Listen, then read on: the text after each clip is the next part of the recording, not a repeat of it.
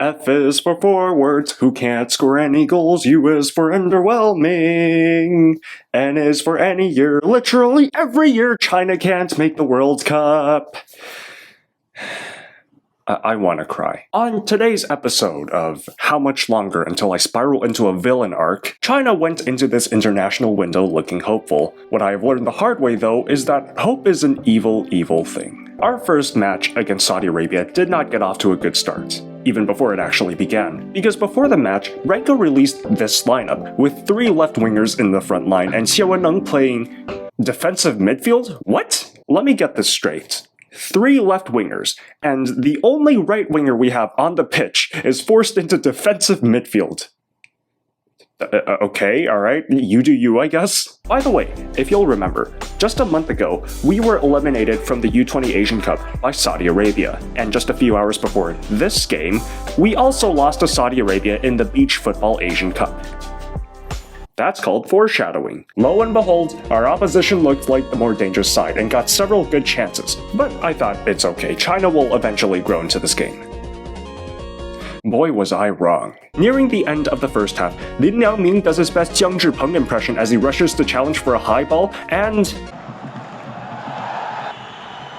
It is a straight... Listen to me, Lin Liangming. That kick you gave to that Saudi defender sent the man straight to the hospital. And to think I was happy about you starting, because you scored against Japan last time. You were in good form before this game, you even scored against Kuwait. So I thought, maybe you could be the difference maker. Then you pulled this nonsense. You know, maybe football isn't for you. You'd be much better as an actor, and hey, if they ever make a 5th Kung Fu Panda movie, that would be the perfect role. One thing you should never do again is start for this national team. If that foul had to happen, I expected it to come from Wei Shihao, not you. You're not even a defender. That challenge wasn't even in our half. What were you thinking? This was the turning point of the game. Saudi Arabia were already the more dangerous side before this stupid challenge happened, and then after we went down to 10 men, the momentum decisively shifted in their favor. It was only a matter of time before we conceded to Salam Al-Dazri, and we got lucky too because Saudi Arabia had 2 goals disallowed in this match, 1 for handball and 1 for offside. Thank the heavens for Jiang Shenglong and Wang Dalei, because had it not been for those 2,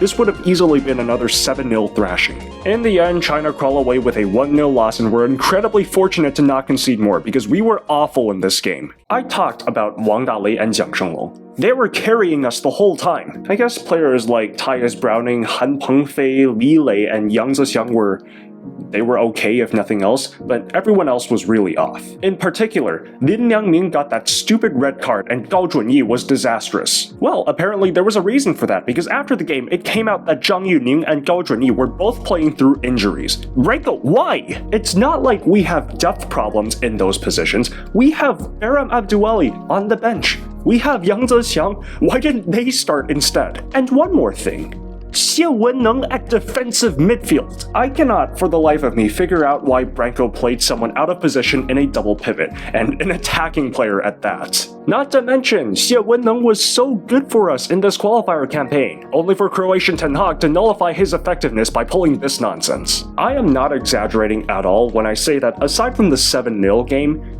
this was our worst performance of the 3rd round. The midfield had 0 control over the game even before we went down a man, and China finished the match with 0 shots on targets. Well, at least it's over, and next we have a qualifier against Australia. How are they doing?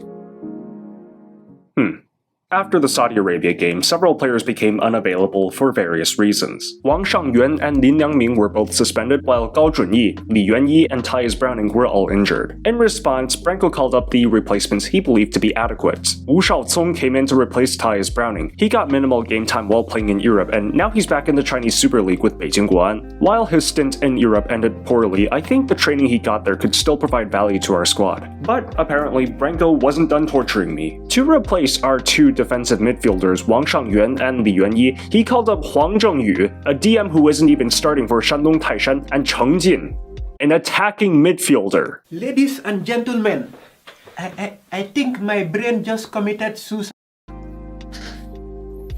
I genuinely cannot understand anything anymore. Why Cheng Jin? Why an attacking midfielder? It's not like he's a star player or anything. The man has appeared twice for China. I mean, seriously. We had Xu Bin already in the preliminary squad. Yeah, I get it. He's 20 years old. He's inexperienced. But surely it has to be better than playing Cheng Jin out of position. Why was he snubbed again? Oh, by the way, remember how I said Branko sent home all the injured players? Well, I actually meant all the injured players except Zhang Yuning. I don't like where this is going. But hey, you know, even though Australia won 5-1 against Indonesia, it was Patrick Kluivert's Indonesia. Even though Australia have had sort of a resurgence recently, their backline still wasn't very convincing, and Branko did vow to fight for the home fans. With this match held on Chinese soil, a positive result will keep our hopes alive. I believe.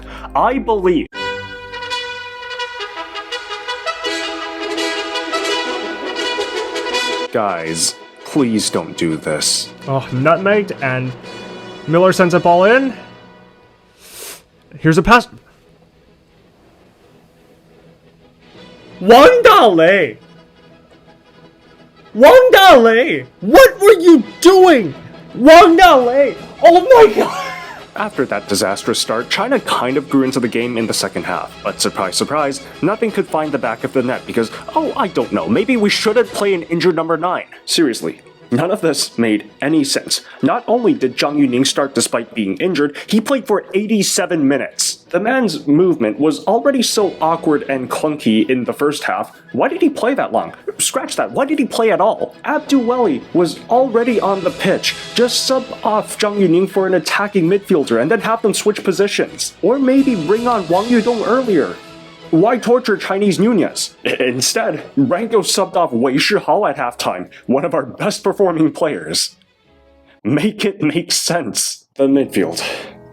Holy smokes, the midfield. After this game, it's very clear Huang Zhengyu should not be called up for the national team again. Mistakes galore. The man was a dumpster fire in the first half and was mostly responsible for the first goal we conceded. He slightly improved in the second half, but overall, he was just bullied in the midfield. Oh, it's a miracle! Our pass accuracy actually looks really good for once. Yeah, because Australia parked the bus for pretty much the entire second half. Again, Xu Bin was right there in the preliminary squad. I understand not calling him up over the more experienced Huang Zhengyu, but why not call him up over Cheng Jin? And the worst part, Branko has actually been pretty good about playing young players.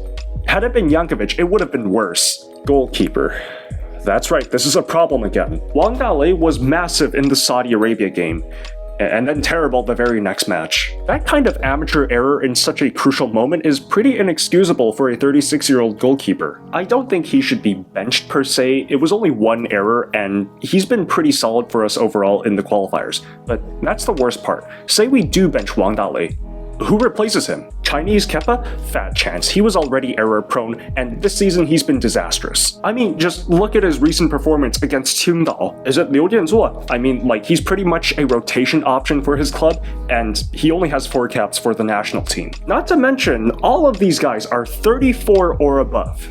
None of them are here for the long haul. If you're going to call up a third-choice goalkeeper when the first two are already Wang Dale and Yan Junling, at least make it someone young. Yeah, they'll be inexperienced, but so is Liu Dianzuo. It's not like we have a shortage of candidates either. Han Jiaqi and Jian Tao are both doing well for their clubs, and there's also Yu Jinyong from the U23 squad. Why not any of them? But instead, we have what Branko is doing, which will result in basically all 3 keepers retiring around the same time, and then we force someone into that position with minimal preparation.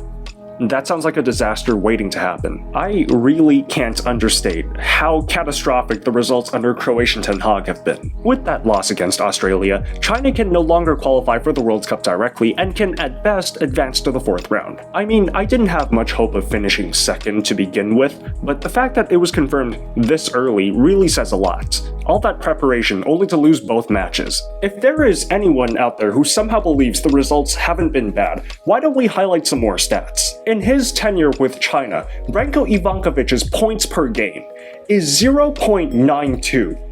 You heard me right. 0.92. Excluding coaches who have managed less than 5 games, that is the 2nd worst points per game stat in our national team's entire history. And the saddest part is that our coaching situation is just like our goalkeepers. Say we do sack Ivankovic. Who do we bring in? I swear, this entire national team is so hopeless, losing matches in spectacular fashion, and failing to win games where we're favorites. And if you look at the Chinese Super League, it's no wonder why. This is the most unserious league in the entire world. Oh, but the torture doesn't stop, because I did not lie in the title. Let's go over the timeline. On Thursday, China lose, then Pau Kubarsi gets injured. Afterwards, the Canucks lose, and this is followed by Canada losing to Mexico, all within the span of less than 12 hours. Then, on Saturday, the Canucks lose again, this is nothing new by now, and then the Whitecaps lose. There goes our unbeaten run, ended by Greg Berhalter of all people. Finally, on Tuesday, China lose to Australia, and then our U-22s get a lucky 1-1 draw against Vietnam after the latter missed a penalty. All this within 5 days. What did I do to deserve this? This means that every horrible thing that ever happens will not only be undone and repaired, but will in some way make the eventual glory and joy even greater. Timothy Keller, you're the only thing keeping me going at this point. All I can say is, thank goodness the Canada national team at least got something out of this window. Otherwise, this would have been the worst week of my life. Actually, on second thought. Why you always gotta be so mean to me?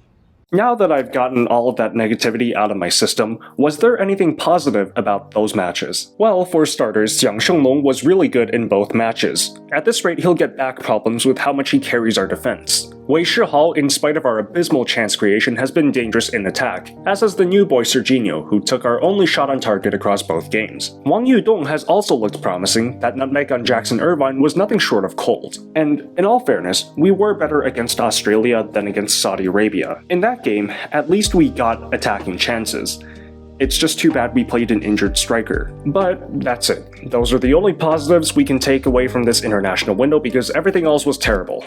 So what's next? There are already calls in China for Ivankovic to be sacked, and while I do understand the frustration, I don't really think it's the wisest move. Firing our coach with only 2 matches left, and the most winnable ones at that, just seems way too reactionary. Maybe it's just me, but I think that any discussions over Branko's future should be left until after this campaign ends. I know, the results have been awful, I've complained about that already, but this is the first manager we've had in a while who's actually cared about developing our youth and giving them chances in the national team. I'd rather take that temporary dip in results to lay that foundation for the national team's future. Yes, we lost both matches in this window, but the next one might be different. Well, actually, here's a quick update, because while I was writing the script for this video, China filed an official complaint to FIFA. The appeal is around Cameron Burgess's eligibility because he's actually played for the Scotland youth team before, and China hopes to get the Australia game overturned in hopes of getting a 3-0 forfeit win. Look, I looked into this. By the letter of the law, this actually does seem disputable, but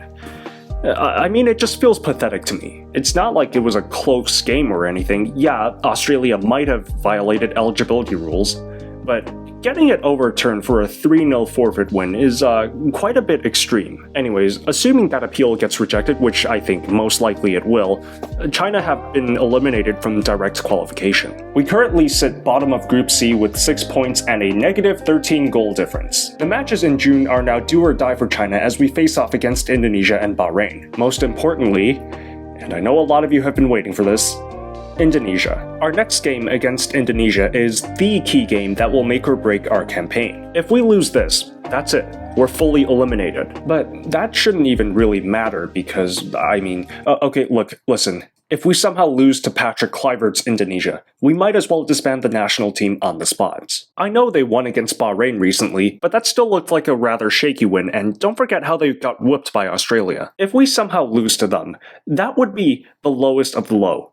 Second only to losing to Hong Kong 2 weeks before the Asian Cup. This team, man. There's also Bahrain, who have been sort of up and down recently, holding Japan to only a 2-0 loss but then losing to Kluivert ball. Who knows, Group C is so chaotic, anything can happen. Except for China qualifying. I no longer have any hope there. I'm not gonna say it's impossible for China to qualify, but but I don't know how to finish that sentence. If we, by some miracle, reach the 4th round, that would be a dream for me. But if we can't, and that's looking really likely now, I'll settle for not finishing last. Wu please save us. But what do you think? Who will make it to the World Cup? Who will make it to the 4th round? How finished is the China national team? Let me know down in the comments. If you like this video, like and subscribe, follow my Instagram and my Twitter, yada yada yada, and I'll see you next time. Take care.